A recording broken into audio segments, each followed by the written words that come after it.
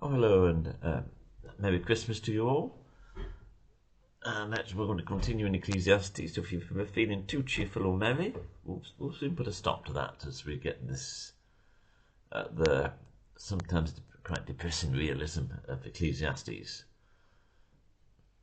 So we're in chapter 6 now, and let me read it, reading from the NIV. Chapter 6, starting at verse 1. I've seen another evil under the sun, and it weighs heavily on mankind. God gives some people wealth, possessions, and honour, so that they lack nothing their hearts desire, but God does not grant them the ability to enjoy them, and strangers enjoy them instead. This is meaningless, a grievous evil. A man may have 100 children and live many years, yet no matter how long he lives, if he cannot enjoy his prosperity and does not receive proper burial, I say that a stillborn child is better off than he. It comes without meaning, and it departs in darkness, and in darkness its name is shrouded. Though it never saw the sun or knew anything, it has more rest than that man. Even if it lives 1,000 years twice over, but fails to enjoy his prosperity. Do not all go to the same place. Everyone's toil is for their mouth, yet their appetite is never satisfied. What advantage have the wise over fools? What do the poor gain by knowing how to conduct themselves before others? Better what the eye sees than the roving of the appetite. This too is meaningless, a chasing after the wind. Whatever exists has already been named, and what humanity is has been known. No one can contend with someone who is stronger. The more the words, the less the meaning. How does that profit anyone? For who knows what is good for a person in life during the few and meaningless days they pass through like a shadow? Who can tell them what will happen under the sun after they are gone? So we have here the teacher's perhaps in his most depressing mood. So he's looking at life without God. And first of all, considers this is a grievous evil that people consider they can have all they want and they're not happy.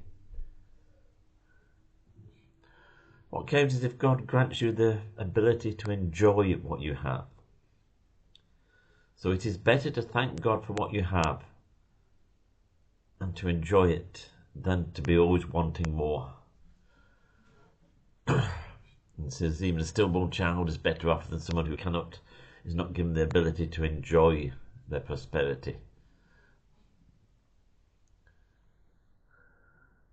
And says, do not all go to the same place. We all die in the end. Everyone's toil is for their mouth, yet their appetite is never satisfied. If you look at it, the economy is growing, the GDP growing. And even if it's grown for 10 years in the past, it still needs to grow more. It needs to keep on growing. It's never grown enough. Perpetual growth seems to be what is wanted or needed. It's better what the eye sees than the roving of the appetite. Continually wanting more is not a good thing. Better to be satisfied with what we have, to seek satisfaction in what we have. So a good thing to do is to thank God for what you do have. Stop worrying about what you don't have. Thank God for what you do have. It says, whatever exists has already been named. What humanity is has been known. No one can contend with someone who is stronger. We can't contend with God. Man seems to want to do that, but we can't. It says, the more the words, the less the meaning. The more people talk, the less they have to say.